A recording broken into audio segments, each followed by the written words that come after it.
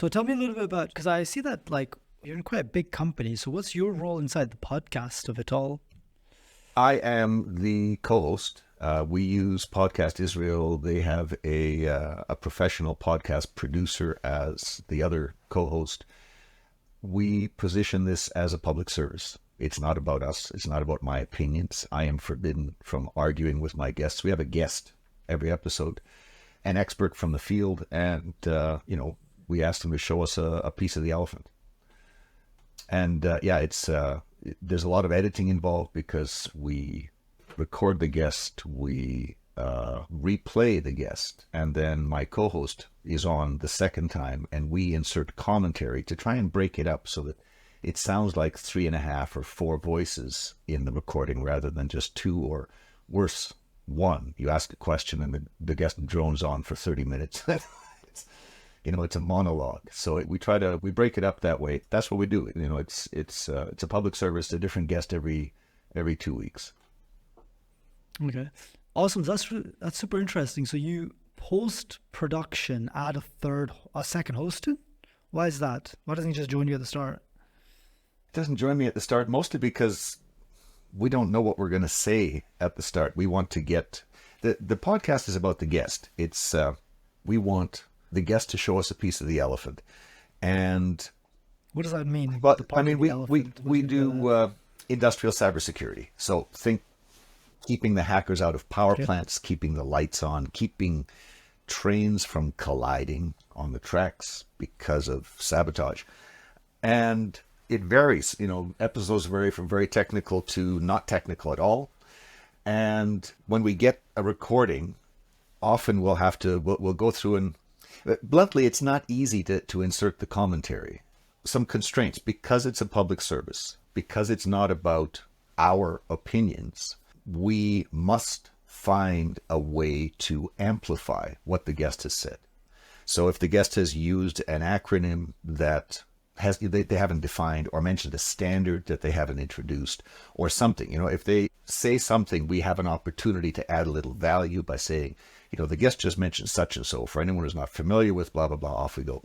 Alternately, the guest gives an abstract principle, and I can reach into my experience and give an example. In a sense, we're talking about the guest. No one's ever asked me that question. Can we do it all in one take? My instinct is no, but we haven't actually tried it. But my instinct is no, because we're talking about the guest. And in a conversation, that's almost impolite to say, let's have a conversation with you, and then let's the two of us talk about you while you shut up. That it doesn't work. So this is why we do it in 2 takes. Super interesting. And has that been the format since day one? We tried a pilot episode where I asked an expert a question and they answered for 40 minutes, and we said, I guess we're done, and put it out, and we're going, this has got to be a better way. And again, I'm working with a professional podcast organization, and they said, Andrew, there's this thing out there called a sandwich format. Why don't we give it a try?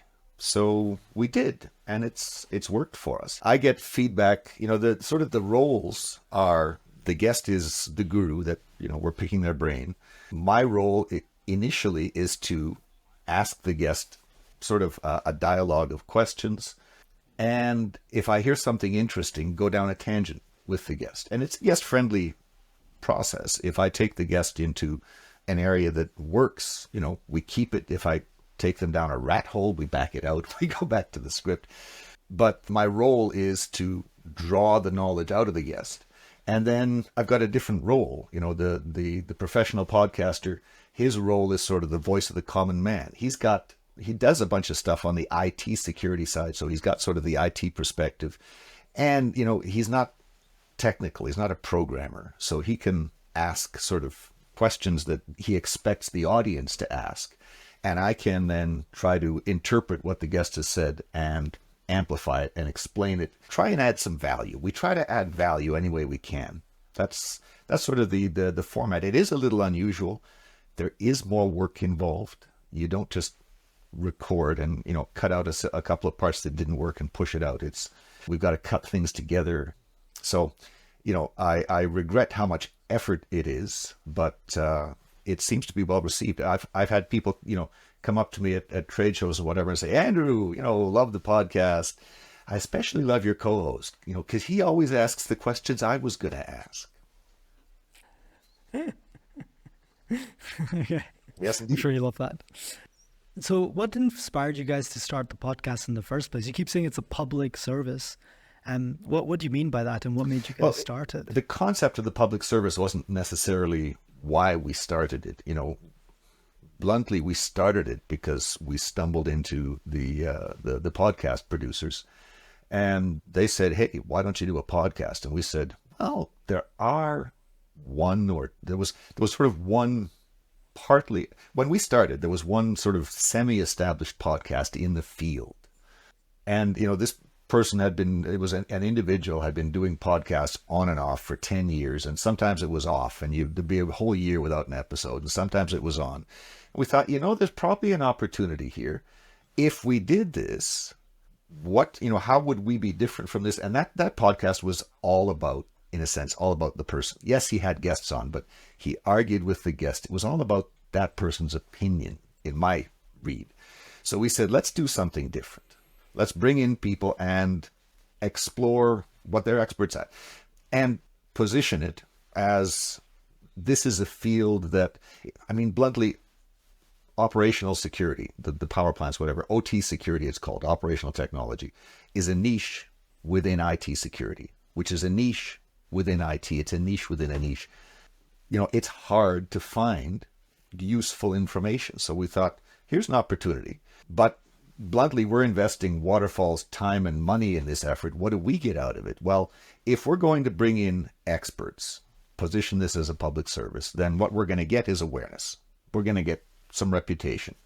We slide, a 1-minute commercial all about Waterfall into the middle of the episode as the sponsors of the episode. And that's it. We get a little, commercial. We get some brand awareness as people who care about the industry and are doing something good for the industry. Have you seen the direct return on investment in any format? Like, have you seen clients come in specifically through podcast, or is Waterfall happy enough just it being an impressions or it's absolutely campaign? awareness. My role within Waterfall, one of my roles is awareness. There's a different executive who's got the big marketing budget. His job is generate leads and nurture those leads into opportunities and hand the opportunities off to the sales force.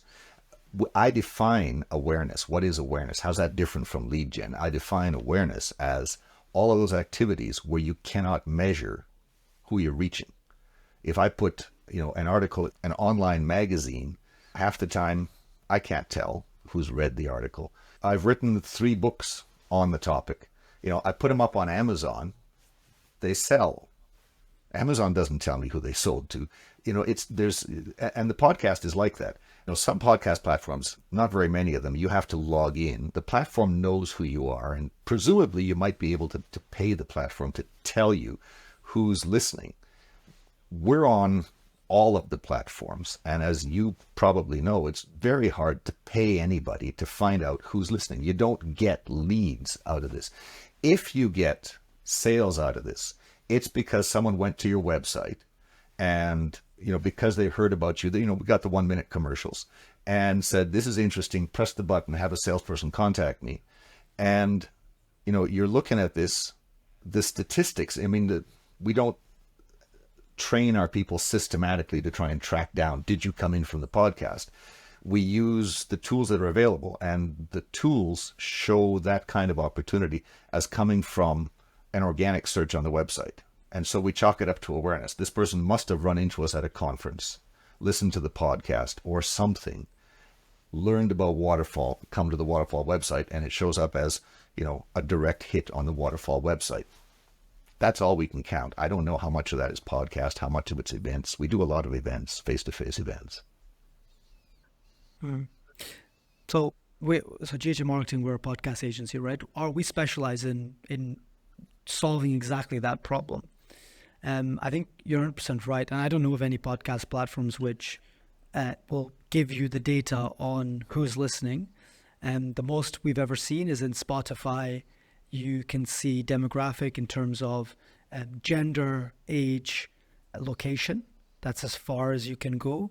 But really, you can't see much more than that. But that's where all the other tools around podcasting can help, right? You have, for example, you have the link to your website. That could be a tracked UTM link, for example, to directly track how many clicks you got onto your website from your podcast show notes or from anything that the podcast refers to. You can have a lead gen exclusive to the podcast, for example, like an ebook, a free ebook, which is only advertised in the podcast. So I do think there are ways that you can measure podcasts' impact on your business, but definitely the classical approach and the way that it's seen as the most impactful for most businesses is awareness indeed. But most companies that we speak to struggle to get budget for just awareness. What's the philosophy at Waterfall that they would allow for that budget? Because it doesn't sound like this is a cheap agency that does all this extra work. So to cut everything together and everything, you have this second person that does the voice in their time and perhaps money. I'm not sure if they're already a paid employee or if you pay them specifically for this. But that's all, contributing to that. I'm guessing Waterfall then has a really cool policy around bettering the community. Some of it, yes. Some of it, bluntly, is self-serving. We produce a technology called a unidirectional gateway. Have you ever heard of it? I have not. That is the most common answer to that question. Okay, it's not a technology a lot of people are familiar with. It's used, it's used on industrial networks. Let's say you go into a refinery. This is, 6 square miles, 7 stories tall of pipes and towers and tanks. And, there might be, in a large refinery, there might be 20 full-time permanent, like not permanent, like 24/7 operator stations, staffed, 24 hours a day. It's not, by policy and sometimes by law, you cannot operate a large, dangerous physical process without human oversight. This is a massive installation, countless computers, dozens of firewalls. The gateway is something vaguely like a firewall. How many gateways are there in the entire place? There might be 30 firewalls on the industrial side and another 20 firewalls on the IT side and one gateway. So people forget. So they don't know what this is. And so from the very beginning, we have had to try and educate people as to what is this technology, this class of technology. Forget our product. Just teach them about the class of technology and where it fits and why it fits.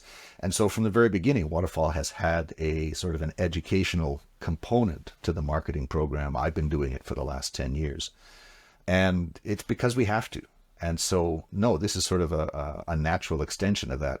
The first thing you do is, with the podcast, first sentence, welcome to the Waterfall Industrial Security Podcast. Oh, Waterfall. Okay, so you've planted the tiniest of seeds. And then you got a commercial halfway through that, gives you a little bit of information. And, it's education has been part of the plan since the very beginning. It had to be. The single most common question we get at a trade show booth is unidirectional gateway. What's that? In spite of all my efforts for 10 years, and, I count this as a personal failure, that this is still the most common question.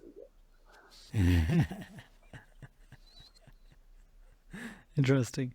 So when you have guests on, how do you select those guests? Do you look for specific, because how many topics are there in IT security and unidirectional gateways? How many times can you talk about that? How do you go about keeping the podcast fresh and alive in such a specific and niche topic? First off, domain? We almost never talk about unidirectional gateways because we're talking about the guest's expertise. How do we, let me answer your questions in sort of the reverse order. I'll come to how do we select the guests, gateways, out of the way. Shoot, what was the other question? How do you select? How do you keep the podcast fresh with such a niche, in such a niche topic? Bluntly, I'm surprised that we're at 120 episodes. I had you can see the gray. I'm reaching the end of my career. As a younger man, I had a very high opinion of myself. Even 4 years ago when I started the podcast, I thought, there might be 20 or 30 episodes out there, but what the heck, let's give it a try. Well, we're at 120 episodes and it's been a humbling experience. And to your question, how do we select people? A variety of ways. half the time I hear them speak at a face-to-face event. We go to a lot of face-to-face events to try and get the word out. And, it's been a humbling experience. I count an episode as successful if I've learned something, because I know a fair bit. And if I've learned something, I'm guessing our listeners are going to learn something too. And, this is now it's worth listening to. Well, we're 120 episodes in, and it shows no sign of diminishing. I've learned something every episode.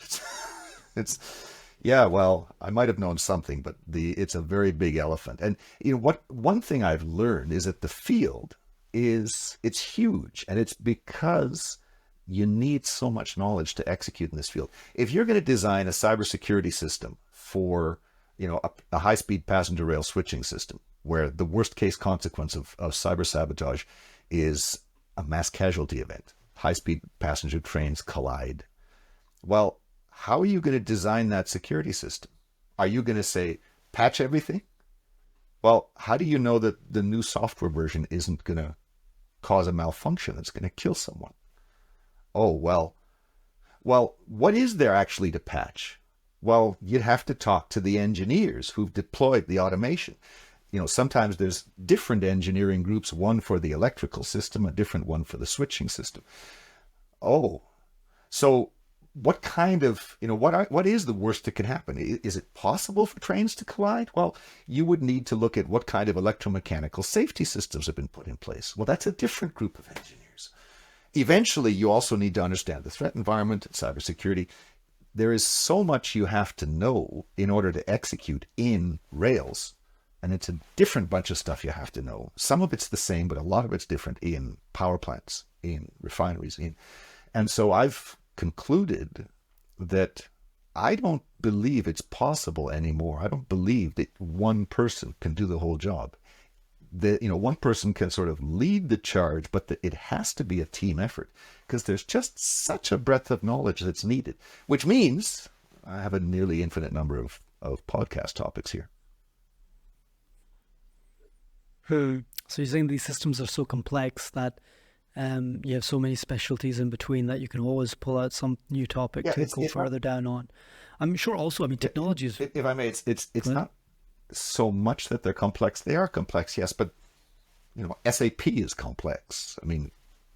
Big software systems are complex. Office 365 is ridiculously complex.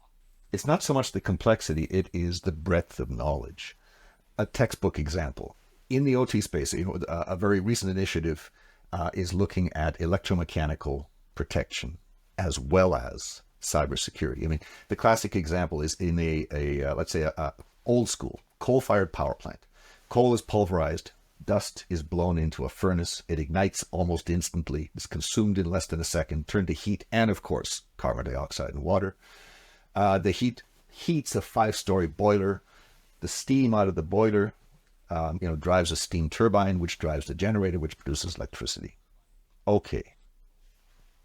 If a cyber attack overheats the boiler, there's a risk that the boiler overpressurizes and blows up in your face. If you are the technician responsible for that boiler, there's hundreds of sensors all over the boiler. You calibrate the sensors, you replace them when they fail. You've got the gamma ray testers for in situ corrosion testing without shutting anything down. These boilers are your baby. You work all day long in the kill zone of a worst case boiler explosion. If one of these boilers blows up, you're dead, and so is everybody else nearby. How would you like to be protected from a cyber attack that overheats the furnace under the boiler? Would you prefer a mechanical valve where if the steam pressure is too great, it forces the valve against a spring, the steam escapes and there's no explosion? Or would you like a longer password on the computer controlling the boiler? Well, most of us would like the valve, both. Thank you. That's the right answer. The best answer I get is, Andrew, that's the wrong question. This is my life on the line. I want valve. I want 3 of them because they're mechanical. They can rust. They can fail. And I want the longer password, and I want a boatload of cybersecurity beside it. So if you want to secure a power plant, you need to understand the physical process. That's a specialty. You need to understand safety systems.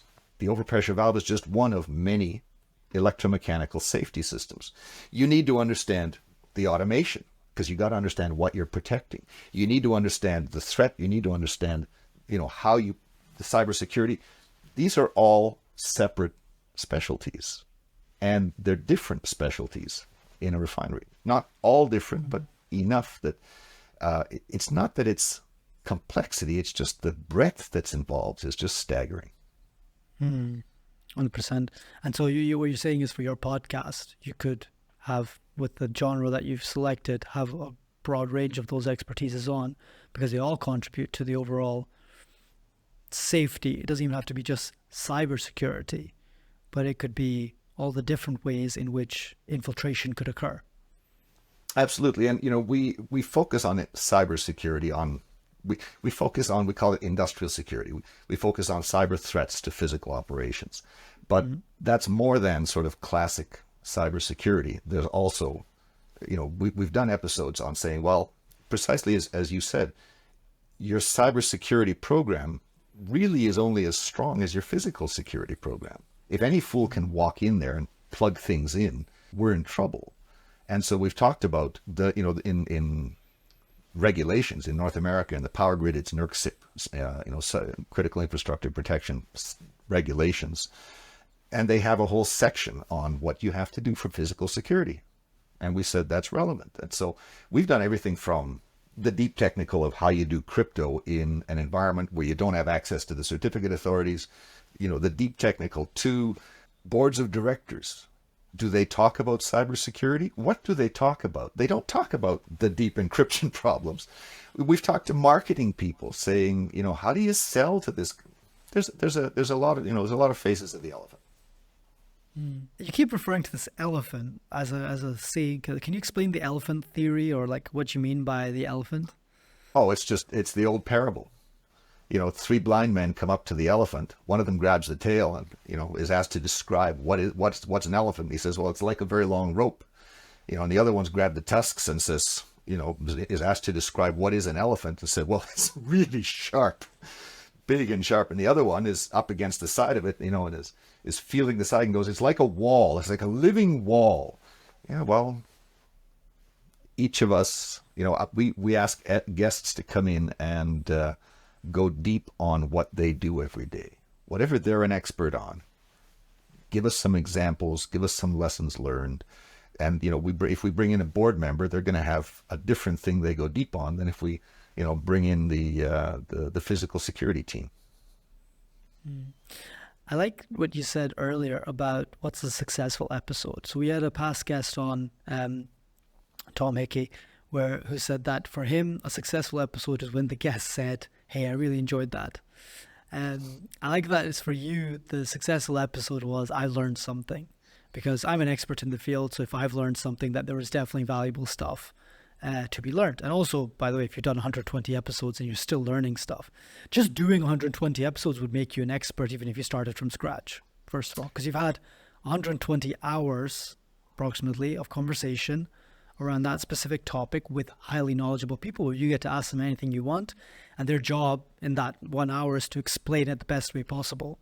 And your job is to represent someone for it to be explained to as a host. Absolutely. And this is my most recent book, the Gold Book, Engineering Grade OT Security. And, in my acknowledgments, I lead with 4 podcast guests that explained key principles to me, so that I went, this is important. Someone has to explain this more broadly, and it became the foundation of the new textbook. So yeah, it's I've learned an enormous amount from these experts. It's not just humbling, but it's been profitable. How else do you learn the what is sort of on the leading edge of thinking than to ask the experts? No one's written this stuff down. Andrew, you're one of our first guests that is not a entrepreneur yourself or a business owner in terms of your VP at this larger company, right? Tell us about the dynamic of being a podcast host within an organization. So most of the people that we're speaking to that are running their podcasts are the decision makers at the end of the day, right? They're the ones that decide direction. They're the ones that decide also that to even do the podcast, to continue the podcast. Is the podcast really still beneficial? Do we want to keep going?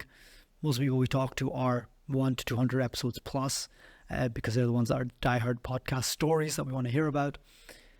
Being inside an organization, have other people challenged you on the podcast before? Like, why is a VP of ours spending this much time on this tool or on this venture of his hobby, some might even say, in the wrong circles? And have you had to defend it? And if so, how have you done that? So yes, there is sometimes pushback, not so much from the sales teams, because they have people come up to them. Again, we do dozens of face-to-face events every year, most of them little niche things. This is the nature of the industry. But they have people coming up saying, Waterfall, I listened to your podcast. And to them, that's gold, because that's an opening. They can use it. They can explore the relationship. They can, who are you? What do you do? Why do you listen to the podcast? So I don't get much pushback there. I occasionally get pushback from sort of at Waterfall, the marketing function is sort of split up between 3 different teams, 3 different budgets. Other parts of marketing are focused on other parts of the problem. I get a little bit of pushback, but bluntly, as long as the cost is modest, and I do the podcast as a labor of love. It's not always on company time that I finish the job.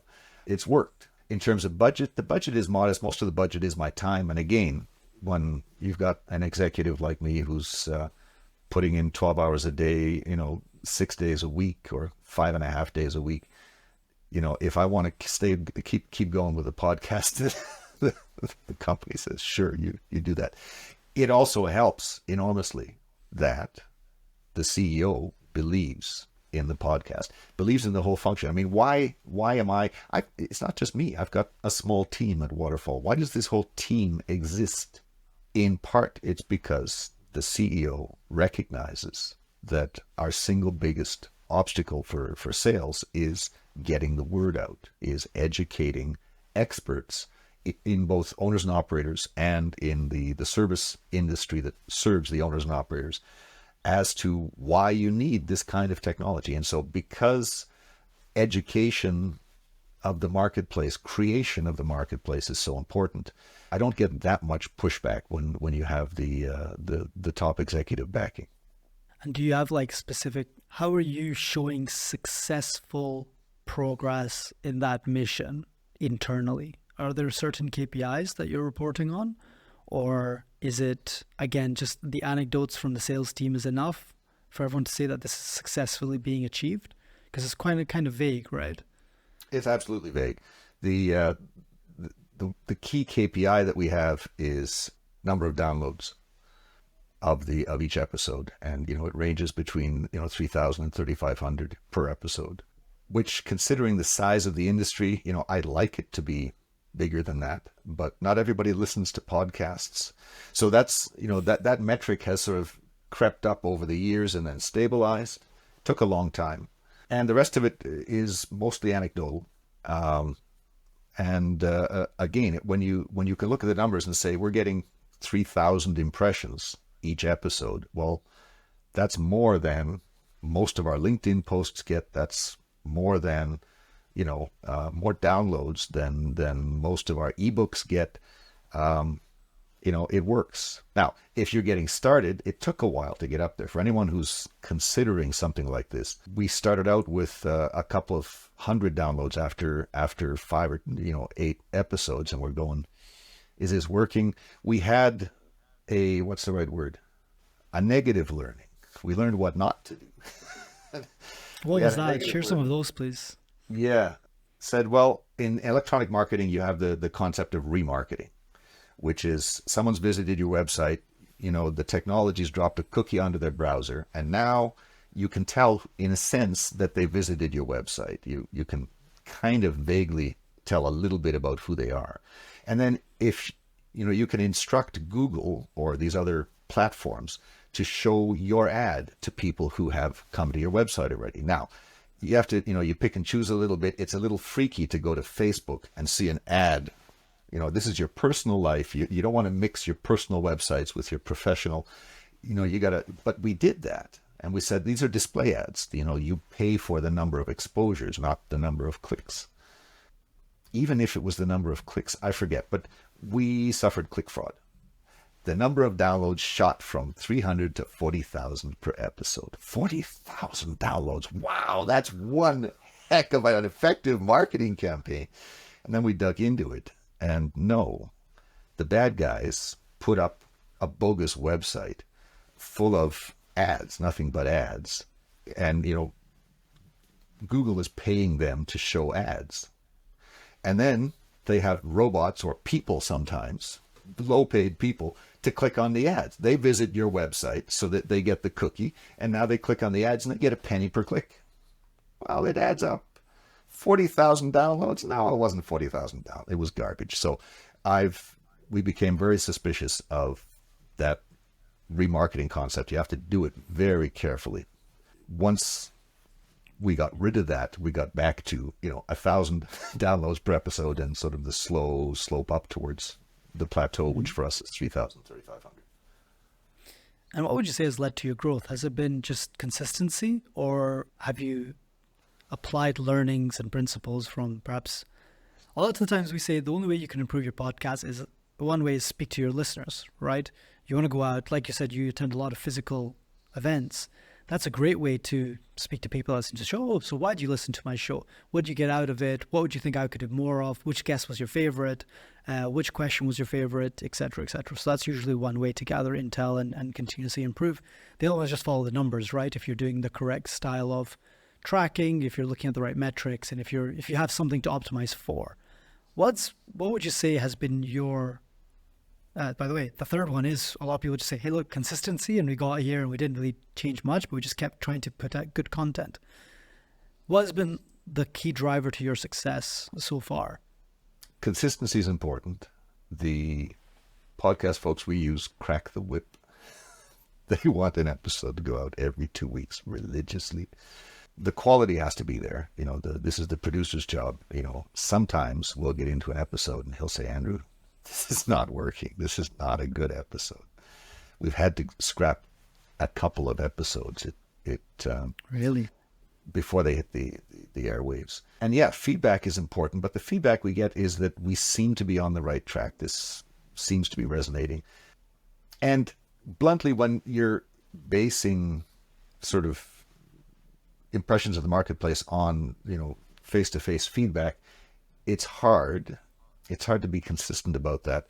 I'm pretty certain that I'm mixing my own impressions into what they're telling me. And what I'm getting back is a mix of what I thought they were going to tell me and what they actually told me.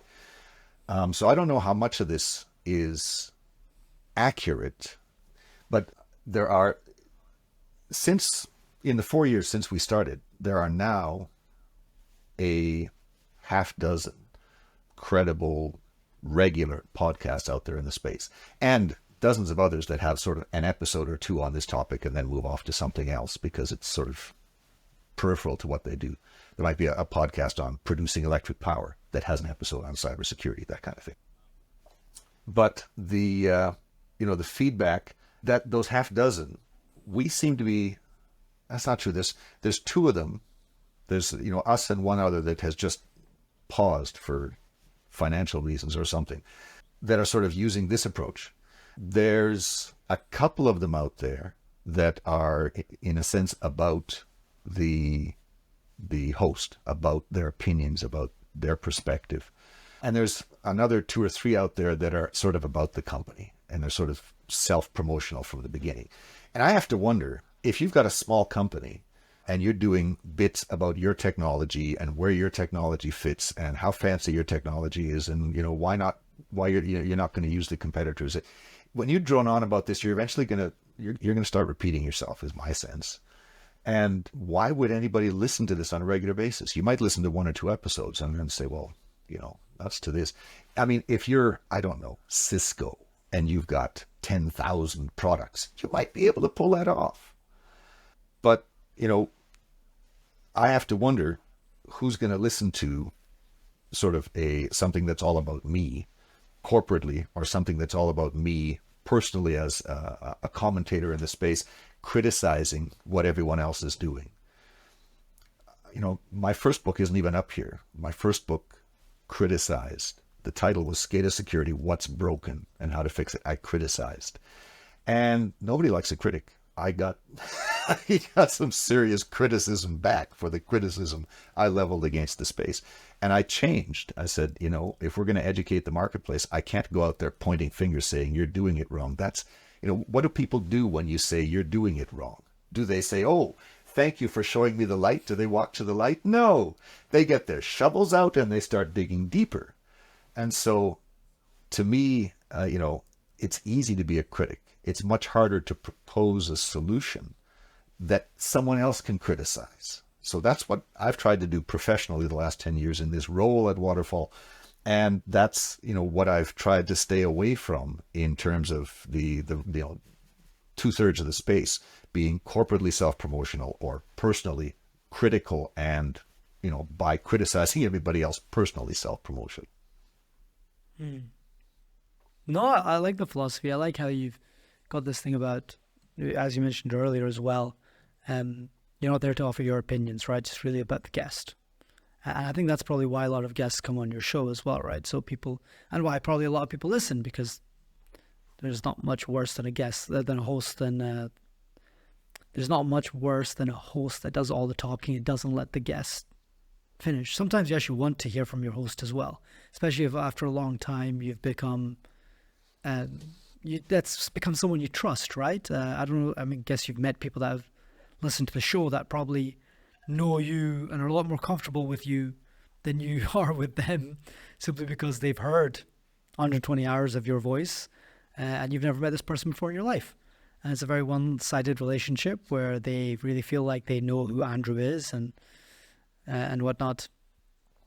Yeah, let me chime in there.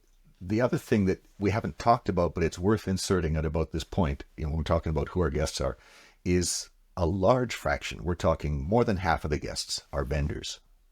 Not direct competitors. There's almost no direct competitors. We produce a product unlike anything else in the marketplace. And we're not a service provider. So we sell technology that no one else has. So we have service providers on. It's very hard to get the chief security officer of a power company on and talk about their security program. They're just not going to do that. That's giving a leg up to the adversary. So it's hard to get owners and operators on. When we get them on, half the time they will talk about their favorite standard, their new initiative that is they see in the industry that they're tracking as a business, not talking about themselves. But it is comparatively easy to get vendors on. And when we get a vendor on, I tell them I'm forbidden from promoting Waterfall. That's not how the episode works. You have no such restriction. I discourage flat out sales pitches. Here's our product. Isn't it great? The competition's crap, blah, blah.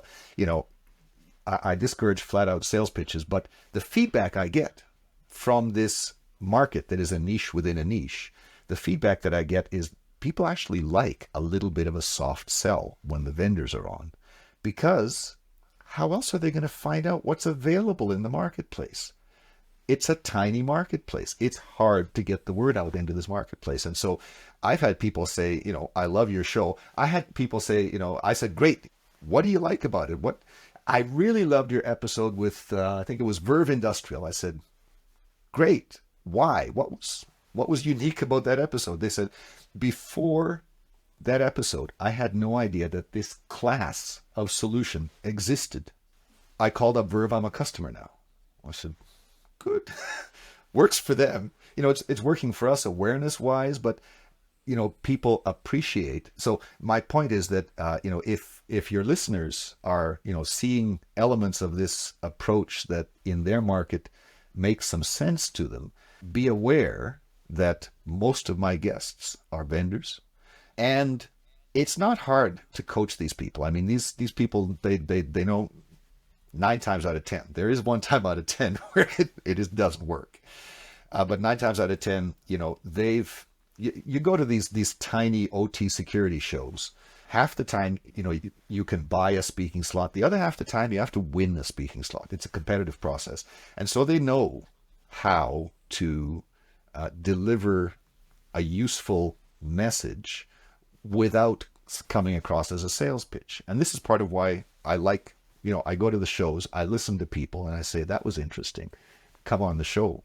And, they'll do some soft sell, and it all works. My listeners welcome that kind of insight into the marketplace. 100%. But I think you've struck the right balance there, Andrew. You definitely don't want a sales pitch, and that's where a lot of people die. So what we do on some of our other shows as well, where we do have vendors on, is we tell them at the start, look, you're going to be able to present all about your company right at the end, but until then, let's just make great content. And that's typically where it kind of puts people at ease. That says, okay, I'm going to be able to promote later. I don't need to promote right now, but let's focus on the topic at hand. And typically vendors are experts. That's why they're vendors, right? They might just be expert in their solutions. They might be expert in the problem.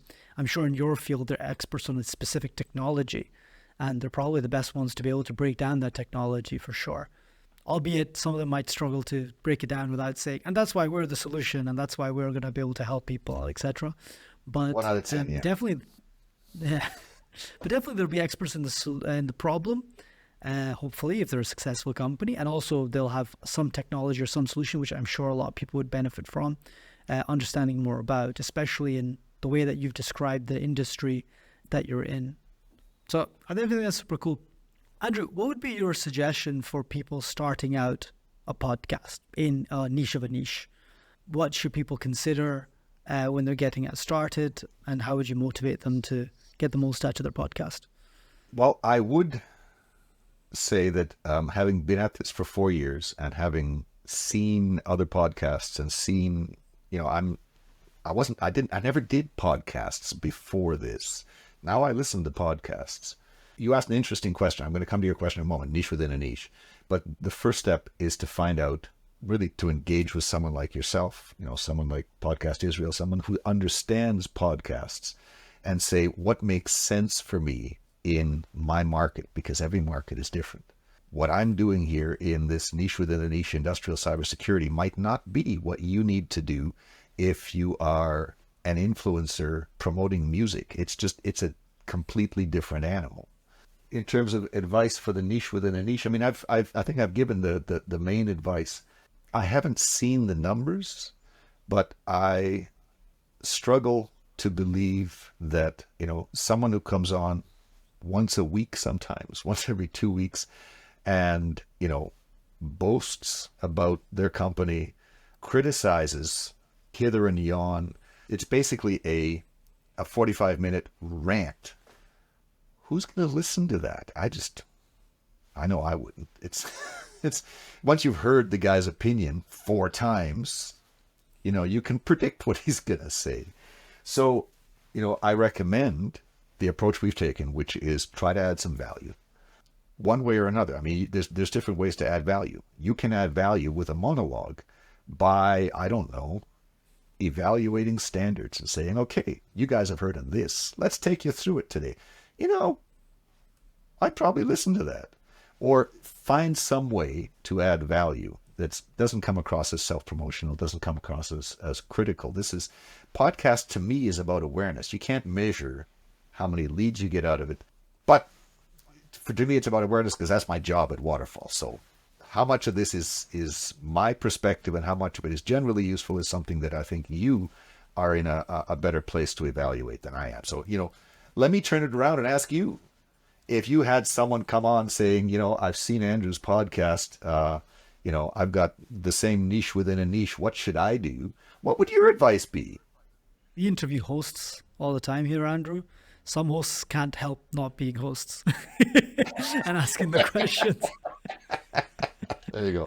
So most hosts make not terrible guests. That's of course, every guest we've had on has been absolutely amazing for sure. But I guess you don't lose the muscle very easily.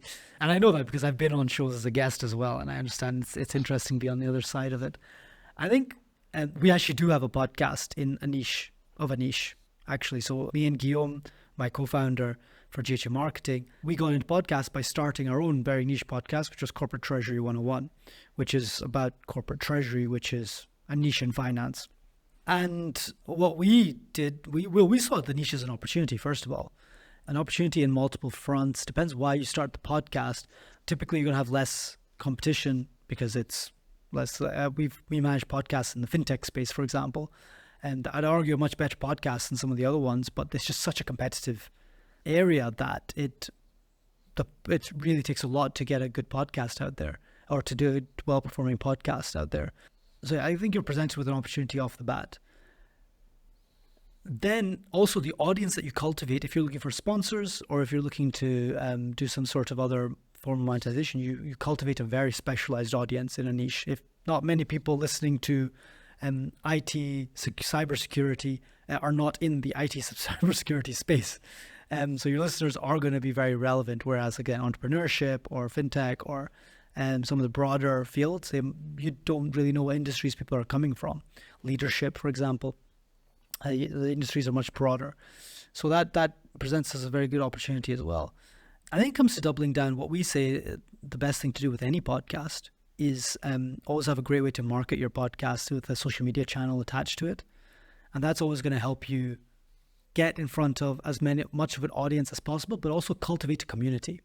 When you're in a niche podcast environment, the other advantage you have is you can build a very tight-knit community of people that feel like they're all in one bucket in terms of their interests, in terms of, I find this really nerdy topic interesting. Now I found other nerds, if I can call them that are also interested in that, and that also gives them a sense of community. It gets them closer to the podcast. It gets them closer to you as a host. It gets closer to you as a company in general, because you feel like you have this common interest that perhaps you feel like isn't mainstream, and therefore you can band together. So cultivating a community is a really strong way to grow your niche of a niche podcast, I think, as well. Cool. Have you guys done that at all at Waterfall? Do you feel like you have a community in place of cybersecurity nerds? The short answer is I don't know. Part of the problem is you're asking the wrong person. Waterfall's big enough that we have people who do social media. And we have a following of, 10,000 people-ish, give or take a few thousand. I'm weak on the details. On social media, we post these episodes every 2 weeks. And, to answer your question in terms of community, our posts garner a comment or two or a couple of likes, or sometimes, 50 likes. So there's something there. Yeah. The one thing that surprised me in that regard was, again, when this book came out in November, I'd been working on it for 5 years, thrown out version after version of it until finally I had something that I thought was fit to publish. I posted a picture of me getting the author's proof, saying, here's something to proofread and make sure it works. I posted the author's proof picture. We got 800 likes and 90 comments. So wow. I guess there is a community out there. They're quiet most of the time, but when they see something, so thank you guys. I mean, I think there is a community out there. They're just not terribly vocal, is my observation. Yeah, I think so. I think, but again, maybe it's just about giving them the opportunity to be vocal, like you said, with that post and others as well. Awesome. Andrew, last question for you, which we've been asking all of our guests. If you could give a shout out to 3 podcasts that you think are doing great, either in your niche, not in your niche, or podcasts as a podcaster that you enjoy listening to, could you give a shout out to 3 podcasts? Yeah. 3, I don't know. I listen primarily to the podcasts in the industry. One of the competitors has been at it for 10 years. It's Dale Peterson's Unsolicited Response. You might agree with him, you might disagree with him, but he's a fixture in the industry. He has good guests from most of the time. So I do recommend Unsolicited Response. There's another one. I've forgotten the name. It's here on my my thing. Yeah, pull you up. But it's paused, but I think it's coming back. It's going to be sort of reinstated. I do recommend. It's not even a podcast. It's a list. It shows up in my podcast app as if it were a podcast, but really it's just a list of other podcasts, episodes, a list of episodes in the space. Because it's a niche space, this guy curates. And it's useful because he does not just say, well, Dale Peterson put out another episode, Andrew put out another episode. He says, this other podcast over here that no one's ever heard of on high-speed passenger rail systems has put out an episode on cybersecurity. They've never done that before, but here's an episode. So you can go through here and see what other people are saying about it without following 100 podcasts like he does. And that's called the Beer ISAC. ISAC is Information Sharing and Analysis Center. It's a term that's used in the industry. The Beer ISAC is something that started sort of after some of these conferences. People said, the best information sharing happens when people get some beer into them. And so, he took the name of the Beer ISAC and, applied it to the podcast. And I can't find the other one. Maybe it's vanished. No, here we are. Protect OT. Protect OT Cybersecurity Podcast. And as far as I know, it's paused, but it might well be coming back under that name or a different name. And he's only been at it for a year, but has kudos to him. He does it once a week. Wow, that's incredible. But he has guests on. He's there's a little bit of self-promotion in there in terms of corporate self-promotion, but there's a lot of guests. So those would be the three: unsolicited response, Protect OT, cybersecurity, and the Beer ISAC. I'm curious, what do you think of the Beer ISAC as a what's it called? It's a curated list. When I saw it the first time, I thought, really, that's a thing? You could do that? And then I saw interesting episodes on there, and I subscribed to it. And now I hardly go to the other podcasts individually in my app anymore. I just go to the Beer ISAC because it's all there, and I can page through stuff that I wouldn't have found otherwise, because he finds stuff in podcasts that have nothing to do with cybersecurity. They have to do with, refining or shipping or who knows what. So what do you think of that curated list concept? Is that a thing? Is that frowned on? What is that? I've never seen that before. Actually, it's new to me as well. So that's super interesting. I think there's always in every industry, curation and valuable curation is valuable. I think there's a really interesting concept about how much junk there is on the internet, and how more and more the skill is not knowing and knowledge because you have Google at your fingertips, but rather it is in differentiating the signal from the noise, right? In all the information that you're receiving. So having someone pre-filter the noise from the signal for you is incredibly valuable, I think, as well, right? So they say, hey, look, and if you can trust that person's curation, you're like, yeah, everything that this guy picks, I really enjoy. I think that's a great idea. My other question is on copyright kind of stuff. So how does he do it? Does he just download the episode and publish it again? Or is it just a website? No. Or what is it? To my knowledge, he takes the description, the metadata, and puts it into his metadata. So he does copy a paragraph of the description, the teaser for the episode, and then points back to the recording. So you download the recording, when someone goes through the Beer ISAC and downloads, one of my episodes, my understanding is my download counter goes up because he's referred people to my recording. Technically, I suppose there might be copyright issues. And so if you're sitting there criticizing these people, then they might not be happy about that. But, he is promoting these things. And I see it as a tool to introduce my podcast to people who wouldn't otherwise find it. So I'm not going to complain at all. In fact, I've referred him to other people's podcasts when I've been a guest like this one, so that he can put it in his list. I see the list as valuable. Yeah, 100%. Super cool. Nice. Well, I'll have to look into it, and we'll definitely put some links in the show notes below towards that as well. That seems really interesting. Andrew, thank you so much for coming on the show. Thank you for having me. It's been a blast. I wish you the best, to everyone listening. I hope this has been useful. If you've got a podcast already, and if you're thinking of one, think carefully about your market. But by all means, it's worked for us on the awareness side, sort of the what's called the foggy top of the lead gen mountaintop before the leads are even leads. This is where we position the podcast. I think in the form of education, and if you're especially in an industry where education is super important, I definitely see it as something super valuable. I think you guys are doing a great job, Andrew.